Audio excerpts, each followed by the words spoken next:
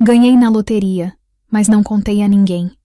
Então eu pedi R$ 1.000 emprestado para cada pessoa que conhecia como teste e me surpreendi com o que eles fizeram. Meus dedos tremiam tanto que o papelzinho amassado quase caiu dentro do vaso sanitário de porcelana importada.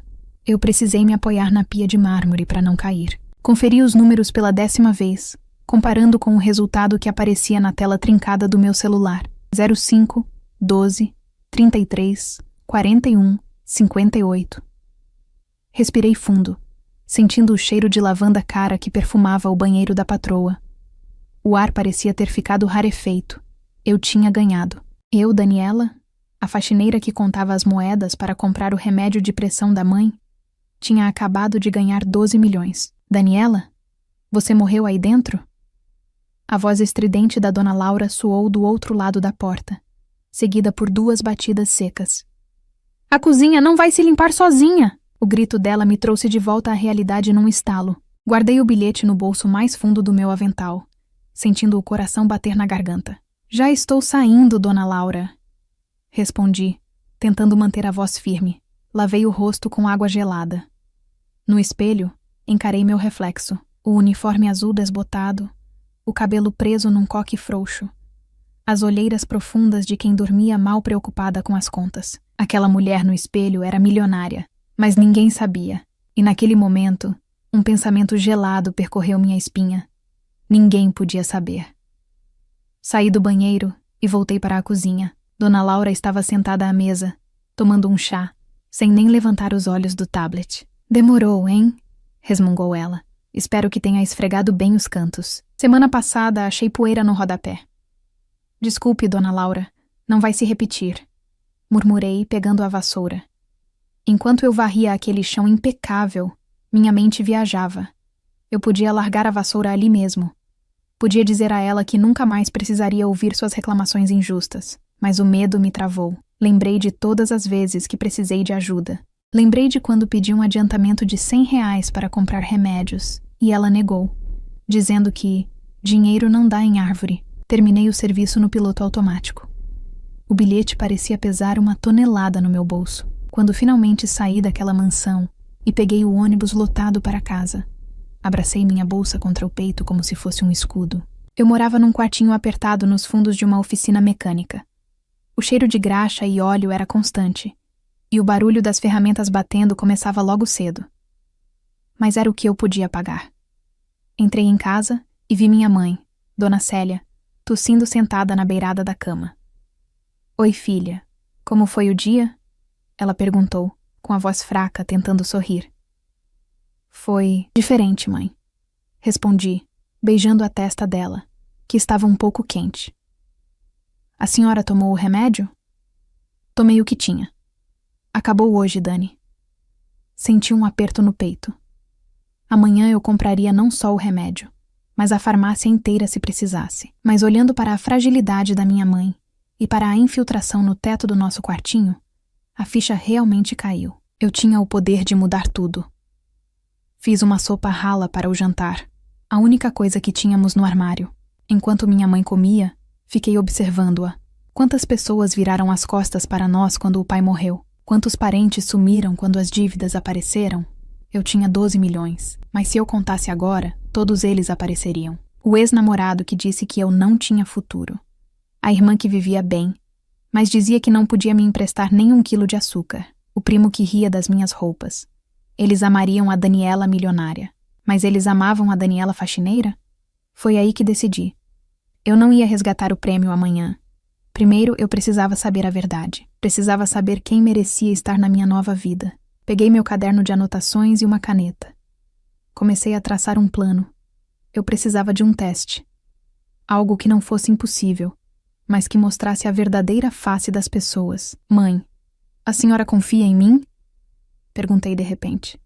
Dona Célia parou com a colher no meio do caminho. Mais do que em ninguém nesse mundo, filha. Por quê? Vou precisar fazer uma coisa. Uma espécie de teste. Pode parecer loucura, mas é importante. Naquela noite, mal consegui dormir. O bilhete estava escondido dentro da capa do meu travesseiro. Fiquei olhando para o teto manchado de mofo e elaborei a mentira perfeita. No dia seguinte, Não fui trabalhar. Mandei mensagem para as 3 casas onde eu fazia faxina, dizendo que tive uma emergência familiar grave. Respirei fundo, peguei o celular e comecei a digitar o mesmo texto para várias pessoas. A mensagem era simples e direta. Oi, aqui é a Daniela. Estou desesperada. Minha mãe piorou muito e o médico disse que ela precisa de uma cirurgia urgente nos olhos ou pode perder a visão. O SUS vai demorar meses e não temos esse tempo. A cirurgia custa R$1.000. Eu juro que pago cada centavo assim que receber das faxinas. Mas preciso desse dinheiro para hoje. Pelo amor de Deus, você pode me emprestar? R$1.000. Para a dona Laura, isso era o preço de um jantar. Para minha irmã, era menos do que ela gastava em roupas no shopping. Para meu ex-namorado, que vivia ostentando carro novo, era troco. O valor era alto para mim, a antiga Daniela, mas acessível para eles. Era o valor exato para medir o caráter de cada um. Sentei na cama, com o celular na mão, o coração disparado. Minha mãe me olhava sem entender muito bem, mas segurou minha mão livre. Seja o que for, Deus está com a gente, ela disse. Apertei enviar para a lista de contatos que eu tinha selecionado a dedo. A patroa rica, o ex-namorado, a irmã bem de vida, o primo festeiro e, por desencargo de consciência, alguns vizinhos. O silêncio tomou conta do quarto. O barulho da oficina lá fora parecia abafado pelo som das batidas do meu próprio coração. Agora, não era mais sobre o dinheiro da loteria. Era sobre saber quem eram as pessoas reais na minha vida. Eu estava prestes a descobrir, da pior ou da melhor forma, quem se importava se eu e minha mãe vivêssemos ou morrêssemos. O celular vibrou com a primeira notificação. Respirei fundo e olhei para a tela. O jogo tinha começado. Meus dedos tremiam ao desbloquear a tela. A primeira resposta tinha chegado mais rápido do que eu esperava. Era de Lucas, meu ex-namorado.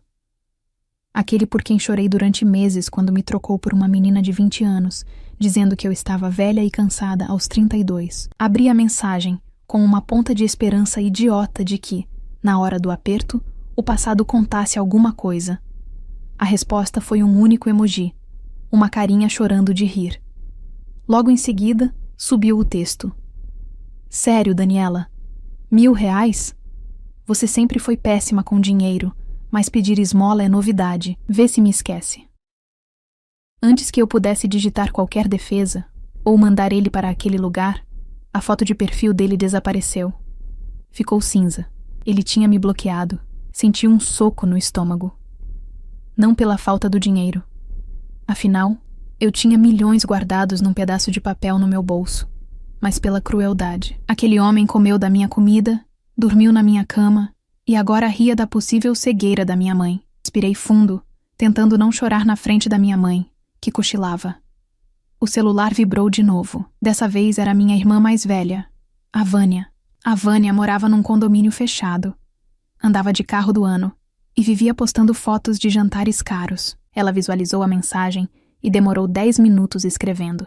Imaginei que ela estava fazendo a transferência. Afinal, era a mãe dela também. Era a nossa mãe. A mensagem chegou. Oi, Dani. Poxa, que situação chata, hein? Olha, eu adoraria ajudar, mas esse mês o cartão veio. Tivemos que trocar os pneus da caminhonete e a mensalidade da escola dos meninos aumentou. Você sabe como é? Vida de gente grande é cheia de contas. A mãe sempre teve a saúde frágil. Você devia ter feito uma reserva para isso. Infelizmente, não tenho como arrumar nada agora. Aprenda a se virar, irmã. Vai te fazer bem. Li aquilo 3 vezes.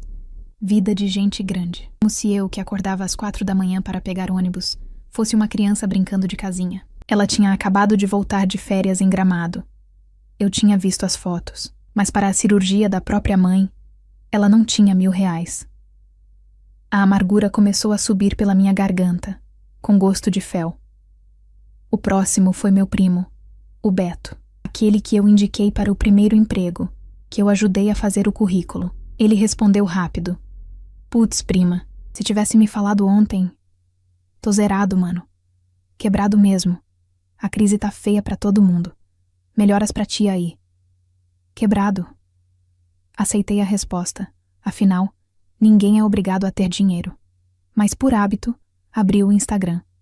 E lá estava, no topo do feed, uma postagem feita há 5 minutos. Beto, a esposa e os filhos na beira de uma piscina enorme num resort de luxo, segurando copos de drinks coloridos. A legenda dizia: merecido descanso, férias, vida boa. Ele não estava quebrado. Ele só não se importava. A mentira doeu mais do que o não. Por último chegou a resposta da dona Laura, minha patroa rica.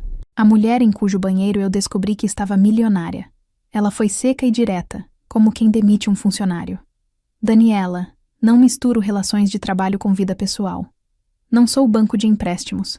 Se o seu salário não é suficiente para suas emergências, sugiro que procure um emprego que pague melhor ou aprenda a gerenciar suas finanças. E por favor, não falte amanhã. Tenho visitas para o jantar. Larguei o celular na colcha desfiada da cama. O silêncio no quarto era ensurdecedor.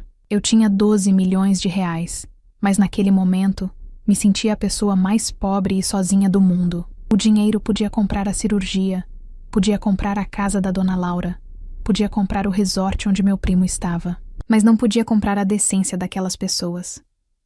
Olhei para minha mãe dormindo, alheia a tudo. A verdade era dura. Estávamos sozinhas. Se dependesse da família e dos amigos, minha mãe ficaria cega. As lágrimas finalmente escorreram, quentes e silenciosas. Eu estava prestes a rasgar minha lista de contatos, decidida a nunca mais olhar na cara daquelas pessoas, quando ouvi batidas tímidas na porta do nosso quartinho. Limpei o rosto rapidamente. Quem seria àquela hora? Cobrador? O dono da oficina reclamando de alguma coisa? Abri a porta e dei de cara com Dona Zulmira. Ela era nossa vizinha de porta. Uma senhora de 70 anos, que vivia com uma aposentadoria mínima e vendia panos de prato bordados para complementar a renda. Ela usava um vestido simples, puído de tanto lavar, e segurava um envelope pardo nas mãos trêmulas. Dona Zulmira? Aconteceu alguma coisa? Perguntei preocupada. Ela entrou devagar, olhando para minha mãe na cama. Dani, minha filha, eu vi sua mensagem no grupo do bairro. Eu não sabia mexer direito para responder no particular, então vim aqui. Ela estendeu o envelope para mim. Estava amassado e tinha cheiro de guardado. O que é isso? Perguntei. Eu não tenho R$1.000, minha filha. Ela disse com os olhos marejados de vergonha. Eu juntei isso aqui o ano todo para consertar meu telhado que tá com goteira. Mas telhado a gente conserta com balde. Óleo da mãe não tem conserto se demorar. Tem R$500 aí. Fiquei paralisada. Dona Zulmira vivia contando moedas para comprar pão. Aqueles R$500 eram uma fortuna para ela. Eram o conforto dela, a segurança dela. Dona Zulmira, eu não posso aceitar. O seu telhado. Ela pegou minha mão e forçou o envelope contra minha palma. As mãos dela eram ásperas, calejadas de uma vida inteira de trabalho, mas o toque era a coisa mais gentil que eu tinha sentido o dia todo. Pega, menina. Dinheiro a gente corre atrás. Gente, a gente não recupera. É pouco, mas eu vou ver se vendo mais uns panos de prato amanhã na feira para te arrumar o resto. A gente dá um jeito. Olhei para o dinheiro amassado na minha mão. Notas de 10, de 20, algumas de 50, todas velhinhas. Aquele dinheiro valia mais do que os 12 milhões que eu tinha ganhado. Aquele dinheiro tinha alma, tinha sacrifício, tinha amor. Abracei Dona Zulmira e desabei a chorar no ombro magro dela. Não chorei de tristeza, mas de alívio. No meio de tanto egoísmo, de tanta frieza, existia uma luz. Enquanto ela fazia carinho no meu cabelo, dizendo que tudo ia ficar bem, eu tomei minha decisão. O teste tinha acabado. Eu já sabia quem merecia estar na minha vida, e eu já sabia exatamente o que faria com cada centavo daquele prêmio. Afastei-me dela, enxuguei as lágrimas, e pela primeira vez no dia, sorri de verdade, um sorriso que vinha de dentro, cheio de força. A senhora tem razão, Dona Zulmira, eu disse, apertando a mão dela com firmeza. A gente vai dar um jeito. E vai ser muito melhor do que a senhora imagina. Naquela noite, depois de chorar abraçada com Dona Zulmira, eu dormi o sono mais tranquilo da minha vida. Não porque os problemas tinham desaparecido num passe de mágica, mas porque eu sabia que eles tinham data para acabar. No dia seguinte, acordei antes do sol nascer. Não para pegar o ônibus lotado, nem para esfregar o chão de mármore de quem me desprezava. Vesti minha melhor roupa Peguei os documentos da minha mãe, o meu RG e, claro, o bilhete premiado que não saiu de perto do meu peito nem por um. Fui ao Banco Central da cidade. Quando o gerente confirmou a validade do bilhete e vi o saldo na minha conta algumas semanas depois, não senti vontade de gritar. Senti uma paz imensa, uma calma de saber que nunca mais minha mãe ficaria sem remédio. Mas eu precisava ser inteligente. Se eu aparecesse com carros de luxo e joias, os abutres viriam voando. Eu queria construir algo sólido. Primeiro, cuidei da saúde da minha mãe. Paguei a melhor clínica, fiz todos os exames e comprei os remédios. Em poucos dias, com alimentação boa e sem o estresse das dívidas, Dona Célia parecia outra pessoa. A cor voltou ao rosto dela. Depois, fui até a casa de Dona Zulmira. Ela estava no portão, tentando remendar uma goteira na varanda com um pedaço de lona plástica. Dona Zulmira, desça daí, por favor, pedi segurando a escada. Oi, Dani. Conseguiu resolver o problema da sua mãe? Ela perguntou preocupada, limpando as mãos no avental. Consegui, graças a Deus e à senhora. Mas agora preciso que a senhora faça uma mala. Pegue suas roupas, seus documentos e as coisas que a senhora mais ama. Ela me olhou assustada. Mala? Pra quê, menina? Fomos despejadas? Aconteceu alguma coisa ruim? Sorri e segurei as mãos calejadas dela. Não. Aconteceu uma coisa maravilhosa. Eu prometi que a gente ia dar um jeito, lembra? Pois eu dei. Comprei uma casa, e essa casa não é só minha e da minha mãe. É nossa. Tem um quarto lá esperando pela senhora. Dona Zulmira chorou, dizendo que não podia aceitar, que era incômodo. Tive que ser firme e dizer que se ela não fosse, eu não iria também. No fim, ela aceitou. A casa ficava num bairro tranquilo, arborizado, longe do barulho da oficina e do cheiro de esgoto. Não era uma mansão de novela para não chamar atenção, mas era enorme, arejada e tinha um jardim lindo. Quando Dona Zulmira viu o quarto dela, com uma cama macia, televisão e um banheiro só para ela sentou na colcha e acariciou o tecido como se fosse ouro. Eu nunca tive nada novo, filha, ela sussurrou. É tudo tão limpo. Ver a dignidade voltando para o rosto daquelas duas mulheres foi o meu maior prêmio.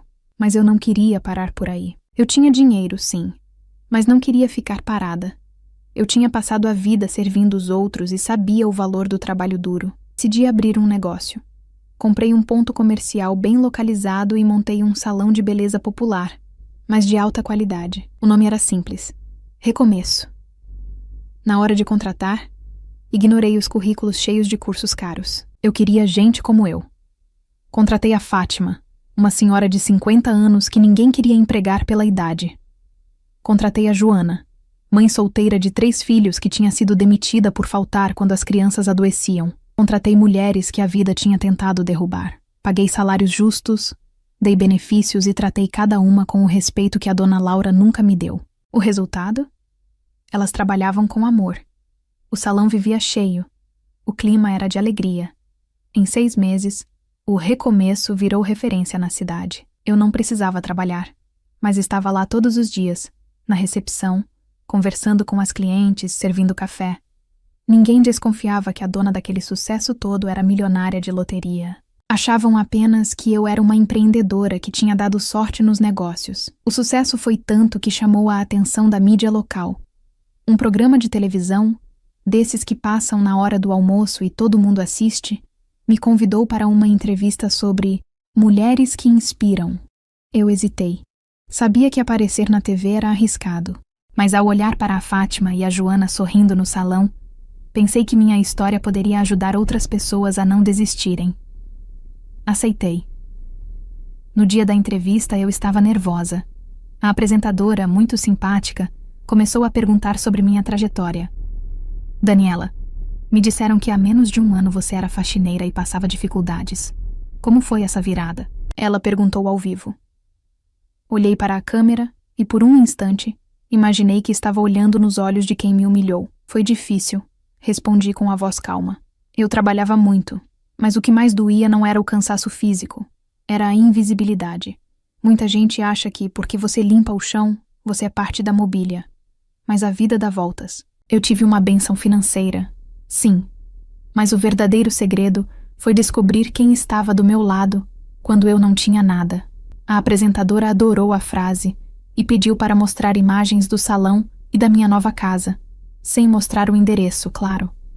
As imagens mostravam o conforto, o carro bonito na garagem, a felicidade da minha mãe e de Dona Zulmira no jardim. O programa foi um sucesso absoluto. O vídeo da entrevista caiu nas redes sociais e viralizou na cidade. O título do vídeo no YouTube era "Ex-faxineira dá a volta por cima e constrói império de beleza". Eu estava no escritório do salão, conferindo algumas notas, quando meu celular pessoal, aquele número antigo que eu mantive de propósito, começou a vibrar. Era uma notificação. Depois outra. E mais outra. O aparelho parecia que ia explodir. Olhei para a tela.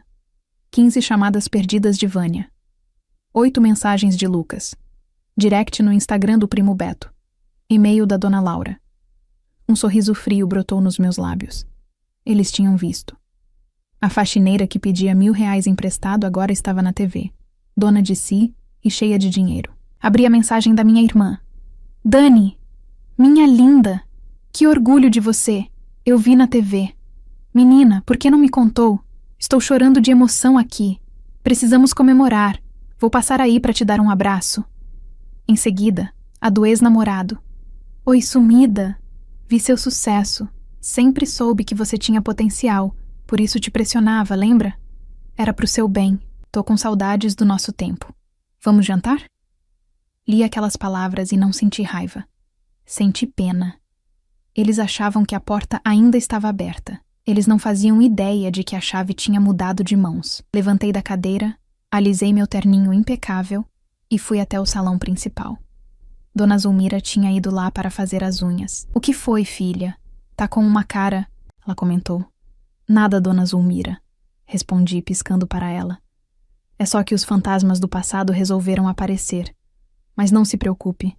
Eu sei exatamente como lidar com a assombração. A hora do acerto de contas tinha chegado.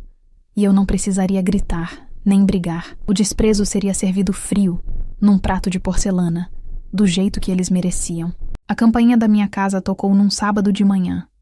Eu sabia quem era antes mesmo de olhar nas câmeras de segurança. O carro da minha irmã, Vânia, estava parado no meio-fio, ocupando 2 vagas. Respirei fundo, ajeitei a postura e fui atender. Ao abrir a porta, Vânia se jogou em cima de mim num abraço apertado e perfumado, chorando alto. "Dani, minha irmãzinha querida." Soluçava ela. "Que saudade de você. Eu vi na televisão, menina. Que orgulho da nossa família." Afastei-me devagar, tirando os braços dela dos meus ombros. O choro dela não tinha lágrimas. "Oi, Vânia. Saudade? Faz 2 semanas que você me mandou aprender a me virar sozinha", disse com a voz calma. Ela arregalou os olhos, enxugando o rosto seco. "Ah, Dani, aquilo foi um mal-entendido. Você sabe como eu estava estressada. Sangue é sangue, minha irmã. Família é tudo. Eu vim aqui porque quero te ajudar a administrar isso tudo. Você precisa de alguém de confiança para cuidar do dinheiro." Sorri. A audácia dela era impressionante. "Você tem razão, Vânia. Família é tudo." E foi exatamente naquele dia, quando pedi ajuda para a mamãe não ficar cega, que eu descobri quem era a minha família de verdade. "Como assim? Eu sou sua irmã." "Biologicamente, sim", respondi segurando a porta. "Mas família é quem fica quando a tempestade chega, não quem aparece quando o sol brilha. Eu já tenho quem administre minha vida. Infelizmente não tenho vaga para parentes distantes." Fechei a porta devagar na cara dela. Não bati, não gritei, apenas fechei. O silêncio que se seguiu foi melhor do que qualquer grito de vitória. Voltei para a sala e peguei o celular. Lucas, meu ex, continuava mandando mensagens. "Dani, aquele cara na TV não te merece. Lembra da gente? Eu fui imaturo, mas sempre te amei. Vamos conversar, gata." Olhei para o lado. Marcos estava sentado no sofá, revisando as planilhas do salão comigo. Ele era um fornecedor de produtos que conheci na inauguração. Um homem simples, trabalhador, que me tratava como uma rainha mesmo antes de saber quanto dinheiro eu tinha na conta. Ele me ajudou a carregar caixas. Me ouviu quando eu estava cansada e nunca, nem por 1 segundo, me diminuiu. "Marcos, vem cá", chamei. Ele sorriu e se aproximou. Tirei uma selfie nossa, com ele beijando meu rosto e eu sorrindo radiante, com a aliança de compromisso que ele tinha me dado semana passada brilhando no dedo. Enviei a foto para Lucas com a legenda: "Este é um homem de verdade, alguém que constrói junto, não alguém que abandona. Siga sua vida, porque a minha está ótima." Bloqueei o número dele definitivamente. Senti um peso saindo das minhas costas, mas a maior surpresa veio 2 dias depois, no salão. A recepcionista me interfonou dizendo que havia uma senhora insistindo em falar comigo sobre uma vaga de emprego. Mandei entrar. Quando a porta do escritório se abriu, quase não a reconheci. Dona Laura estava sem maquiagem, com roupas amassadas e o cabelo sem pintar. Ela parecia ter envelhecido 10 anos. "Daniela." A voz dela tremeu. "Dona Laura?" Apontei para a cadeira. "Sente-se. O que houve?" Ela desabou. Contou que o marido estava envolvido em fraudes, que fugiu do país e deixou as dívidas para ela. A mansão foi penhorada, os carros apreendidos. Ela estava morando de favor na casa de uma tia e precisava desesperadamente de trabalho para comer. "Eu sei que fui dura com você, Daniela," ela disse, baixando a cabeça. "Mas eu vi que você cresceu. Por favor, eu faço qualquer coisa. Eu administro, eu gerencio." Olhei para aquela mulher que um dia me negou um adiantamento para remédios enquanto comprava bolsas de grife. Eu podia humilhá-la. Podia mandá-la embora como ela fez comigo tantas vezes, mas isso faria de mim igual a ela. "Dona Laura, eu não preciso de gerente. Minha equipe de gestão está completa," disse firmemente. "Mas tenho uma vaga em aberto." Os olhos dela brilharam de esperança. "O que é?" "Auxiliar de limpeza. O salário é o piso da categoria, mas vale transporte, vale refeição e plano de saúde. O trabalho é pesado, tem que limpar os banheiros, varrer o cabelo do chão e servir café. É pegar ou largar." Ela ficou pálida. O orgulho dela lutou contra a necessidade. Por fim, a fome venceu. Eu aceito." "Ótimo," respondi, profissional. "Começa amanhã às 8. E, Laura, aqui a gente trata todo mundo com respeito. Se gritar com alguém, está na rua. Ver minha ex-patroa vestindo o uniforme que um dia foi meu não me trouxe alegria perversa, mas sim um senso de justiça." O mundo tinha girado, mas faltava a parte mais importante, o grande finale. No sábado seguinte, organizei uma festa para comemorar 1 ano do Salão Recomeço e o aniversário da minha mãe, que agora enxergava perfeitamente e estava mais saudável do que nunca. Reuni todos os funcionários, amigos novos e, claro, Dona Zulmira. No meio da festa, pedi a palavra. "Quero agradecer a todos." Comecei segurando o microfone. "Mas hoje, quero fazer uma devolução." Chamei Dona Zulmira ao palco improvisado. Ela subiu, envergonhada, ajeitando o vestido novo que eu tinha dado. "Há 1 ano, eu pedi R$1.000 emprestado para muita gente. Ninguém me ajudou, exceto essa mulher aqui." Apontei para ela, com os olhos cheios de lágrimas. Ela me deu R$500. Tudo o que ela tinha para consertar o telhado. Tirei um envelope do bolso. Não era amassado como o dela. "Dona Zulmira, a senhora disse que dinheiro a gente corre atrás. A senhora investiu em mim quando eu não era nada. Aqui está o seu retorno." Entreguei o envelope. Ela abriu com as mãos trêmulas e tirou um documento oficial. "O que é isso, Dani?" Ela apertou os olhos para ler. "Escritura pública de compra e venda? É o seu apartamento, Dona Zulmira," anunciei, enquanto todos aplaudiam. "E não é qualquer apartamento. É aquele no térreo, com varanda para suas plantas, no prédio de frente para o mar que a senhora sempre achou bonito. Está quitado no seu nome, com todas as taxas pagas." Ela colocou a mão na boca, chorando copiosamente. Abracei minha segunda mãe, sentindo a emoção tomar conta do lugar. "Obrigada, minha filha." "Obrigada," ela repetia. Peguei o microfone pela última vez e olhei para as pessoas ali presentes. Minha mãe sorrindo. Marcos me olhando com admiração. Minhas funcionárias felizes. "Muita gente acha que ganhar na loteria é sorte," disse eu, erguendo uma taça. "Mas a verdadeira sorte não foi o dinheiro.